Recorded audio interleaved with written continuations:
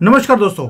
राजस्थान के अंदर जो पॉलिटिकल कंट्रोवर्सी खड़ी हो गई है उसके ऊपर डिटेल में बात करेंगे, क्योंकि वहां पर जो बीजेपी है वो कूद गई है, ललकारना शुरू कर दिया इस कॉकरोच को जो एमएलए है कांग्रेस का। और इसके ऊपर डीपली आज एनालिसिस करेंगे कि कैसे वहां के जो जाट हैं राजस्थान के, उन्होंने अपनी ही कम्युनिटी को कैसे धोखा दिया और बीजेपी के आदमी को हरा दिया। बीजेपी के साथ खड़े होते हैं, लेकिन जैसे ही 1-1 लाख रुपए मिला है दूसरे पार्टी से, प्रॉमिस आ गया, अपने लोगों को हरा दिया। ये तो जाटों की असलियत है, यानी कि हिंदू हमेशा ही अपने ही पैर पे कुल्हाड़ी मारने के लिए मशहूर है। ये मुद्दा इतना छोटा नहीं है जितना मीडिया दिखा रहा है। मीडिया तो कवर ही करने को कोशिश नहीं कर रहा, और जितने अब यूट्यूबर देखेंगे जो राजस्थान से भी हैं, उन्होंने इस चीज़ को कवर नहीं किया। क्यों? पैसे मिल गए क्या दूसरों से कि आप कवर ही नहीं कर रहे हैं? इसलिए मैंने बोला कि इसके ऊपर मुद्दा इतना बड़ा है, पॉलिटिकल एक तूफान ये उभर रहा है राजस्थान से। और जब से एंटी वायरस प्रोग्राम राजस्थान में शुरू किया गया, अब इन्होंने मुसलमानों के ऊपर अत्याचार हो रहे हैं, एमएलए को मारने की कोशिश करी गई, ये बातें बोलनी कांग्रेस ने शुरू कर दी। और ये जो कंट्रोवर्सी है, ये पॉलिटिकल लैंडस्केप के अंदर एक आग की तरह ये अब शुरू हो गया है। और सेंटर में है एक एमएलए रफीक खान, वही कॉकरोच जिसके ऊपर हाथ डालने की कोशिश करी थी, या आज विक्टिम कार्ड खेल रहा है। उसने इस जो सीआरपीएफ का आदमी है, हमारा वॉर हीरो है, उसकी बीवी को तंग किया, उसके ऊपर कोई बात नहीं कर रहे।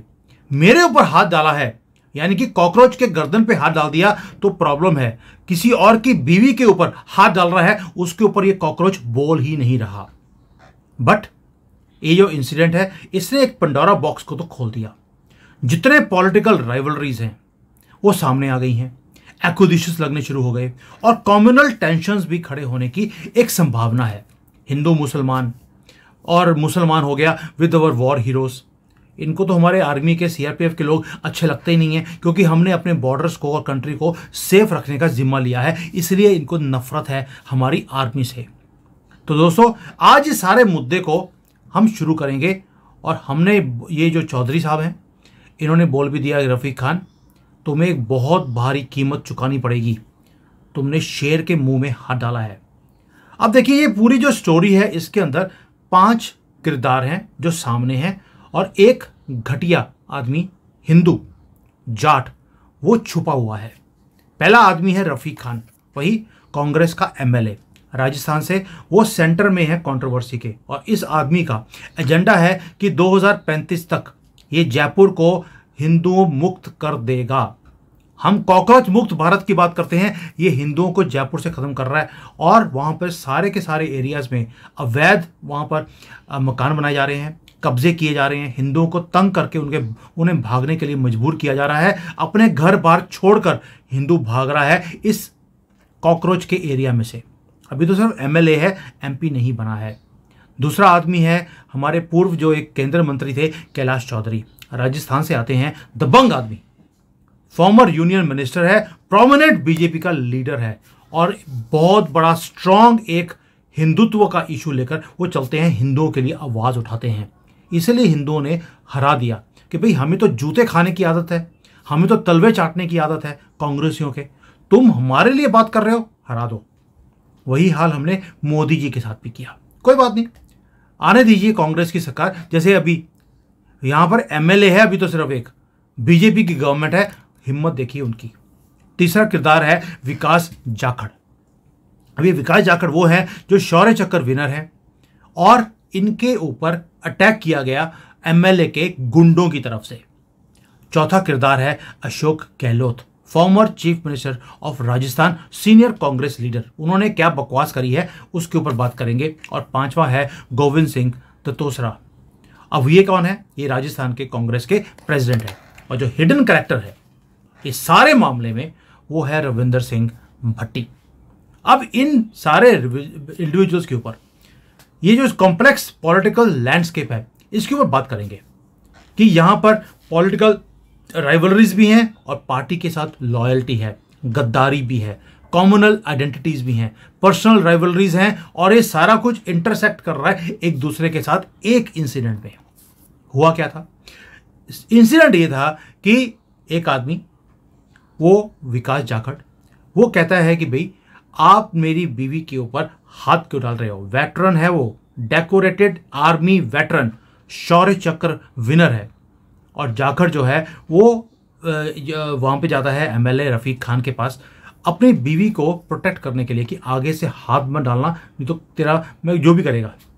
उसने ये नहीं बोला मैं तेरा कत्ल कर दूंगा, ये तो रफीक खान बोल रहा है वो मुझे जान से मारने के लिए आया था। कोई सीआरपीएफ का आदमी या आर्मी का आदमी, वो भी वॉर वेटरन जिसको शौर्य चक्र मिला हो, वो किसी एमएलए को जाकर बिना बात पे क्यों तंग करेगा, क्यों मारने की धमकी देगा, जब तक उसके अपने घर तक आंच नहीं आएगी।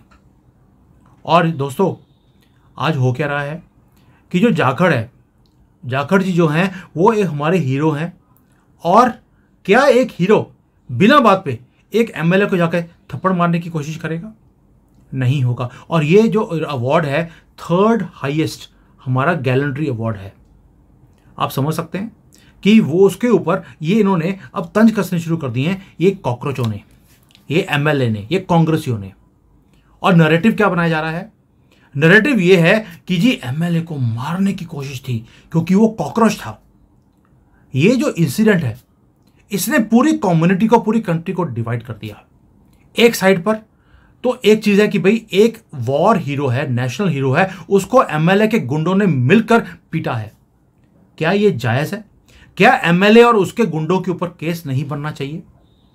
और दूसरी तरफ यह है कि भाई एक पॉलिटिकल आदमी है, उसके ऊपर हाथ डाल दिया किसी आदमी ने आकर, कल को तो कोई भी आके इनको थप्पड़ मार सकता है। थप्पड़ मारने की क्या चीज है? ओ भाई, केजरीवाल को तो कितनी बार थप्पड़ पड़े हैं, जितनी बार थप्पड़ पड़े वो जीत के आ गया, तो थप्पड़ तो पड़ने चाहिए इनको। लेकिन जो कांग्रेस है वो इस चीज को अपनी फेवर में लेके आने की कोशिश कर रही है, कम्युनल एंगल देने की कोशिश कर रही है कि क्योंकि वो एमएलए मुसलमान था इसलिए सारा कुछ हो गया, हिंदू होता तो नहीं होता। ये हिंदू सुप्रीमेसी की बातें शुरू कर दी। दोस्तों, ये इतना फियर्स एक बैटल बनता जा रहा है कि जो बीजेपी लीडर्स हैं वो तंज कस रहे हैं कांग्रेस के ऊपर।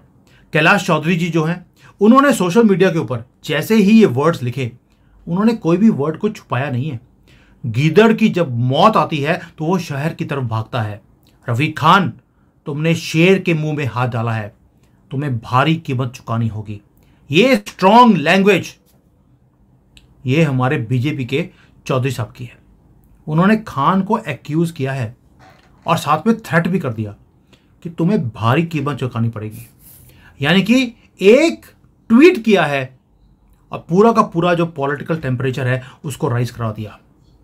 और जो चौधरी साहब हैं उन्होंने ये भी बोला है कि तुमने जो ये सारा कुछ किया था, जाखड़ जी को मरवाने का काम, उनको पिटवाया है, ये तुमने गीदड़ की तरह काम किया है, कॉवर्डली अटैक है तुम्हारा। और पॉलिटिकल पार्टी जो है कांग्रेस की, ये क्या कर रही है? डिफेंसिव है। पहली बार मैंने देखा है कि कोई ऐसा काम किया हो। शुरू में तो बड़ा आगे बढ़ चढ़कर आ रहे थे, अभी डिफेंसिव हो गए हैं। जो अशोक गहलोत है, पहले तो उन्होंने बोल दिया कि देखिए जी जो कुछ हुआ है इससे पता लगता है कि जो लॉ एंड ऑर्डर की सिचुएशन है राजस्थान में बीजेपी के अंडर वो खराब होती जा रही है।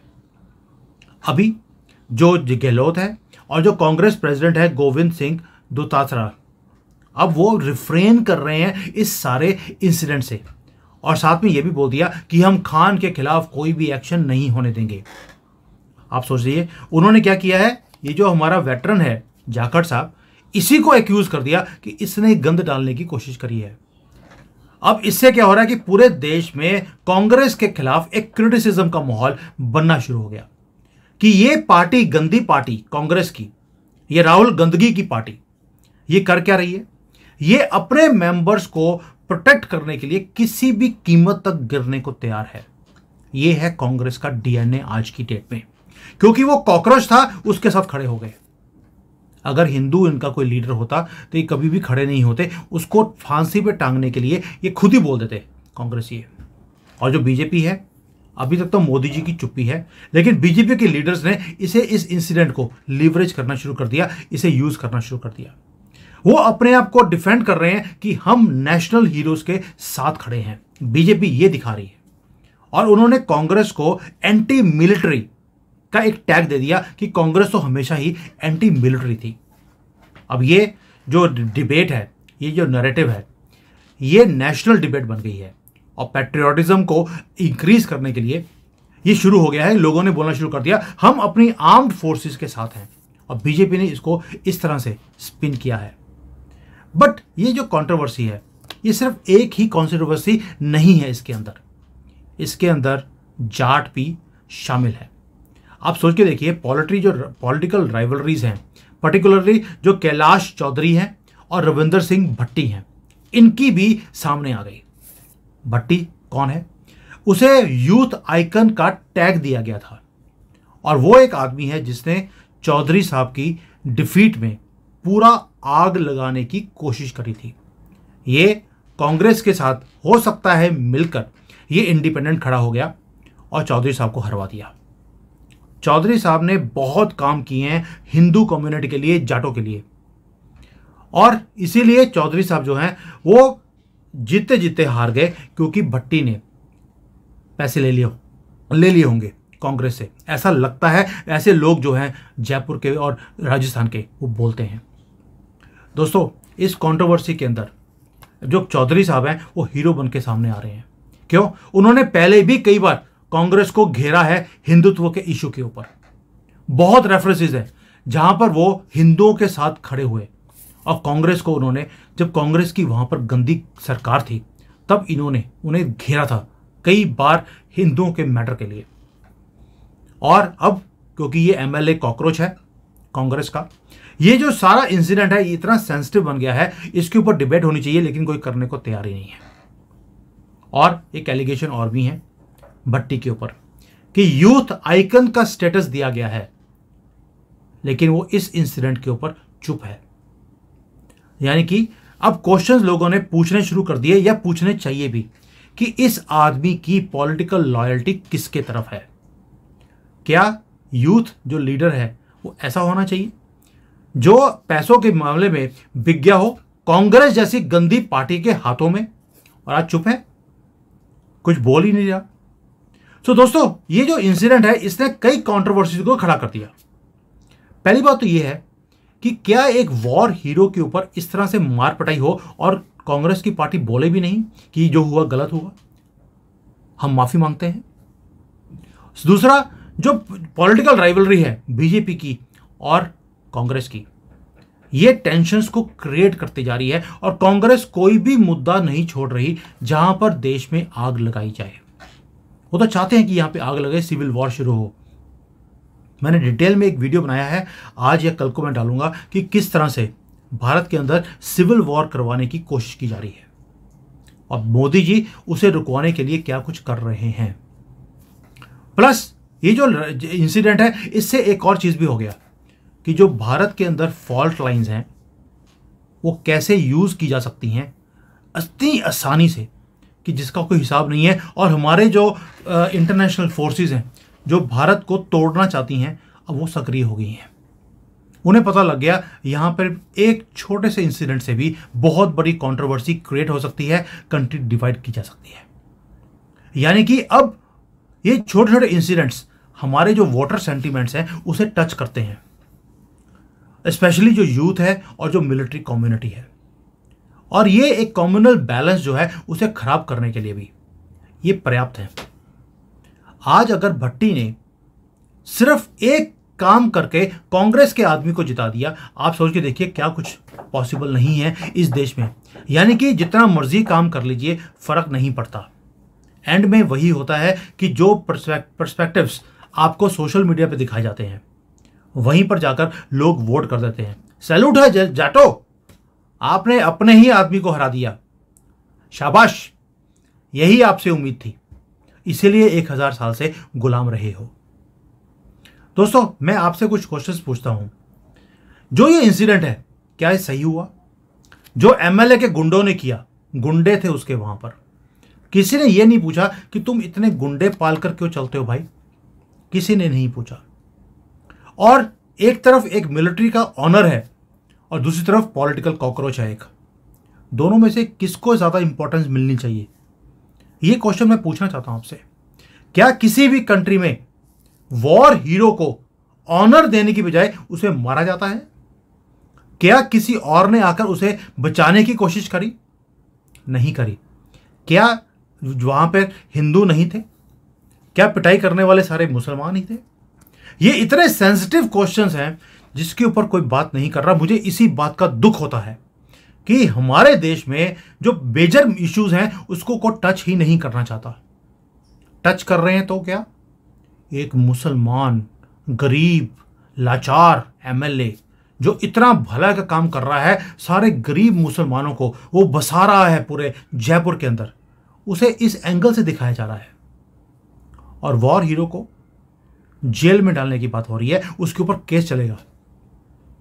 दोस्तों, ये है हमारा इंडियन पॉलिटिकल सिनेरियो आज की डेट में। और हमारे जो दो लोग हैं हिंदू, वो अभी भी सोए हुए हैं। जाटों ने हरा दिया और हिंदू ये देश को हरा देंगे, जिस तरह से चल रहा है काम आज की डेट में। दुख होता है मुझे। ये 4 जून के रिजल्ट के बाद ये हालत हो गई है भारत की। उससे पहले चढ़ती कला में था भारत, और 4 जून के बाद कुछ भी चल नहीं रहा है। यही होता है जब अपनी सरकार आप लूज कर देते हैं। वाजपेयी की सरकार गिरी, 10 साल हमने काला टाइम देखा भारत के अंदर कांग्रेस की सरकार का, और इस बार वो आए। आप बचोगे नहीं, 1 साल भी नहीं लगेगा सभी हिंदुओं को खत्म कर देना उन्होंने।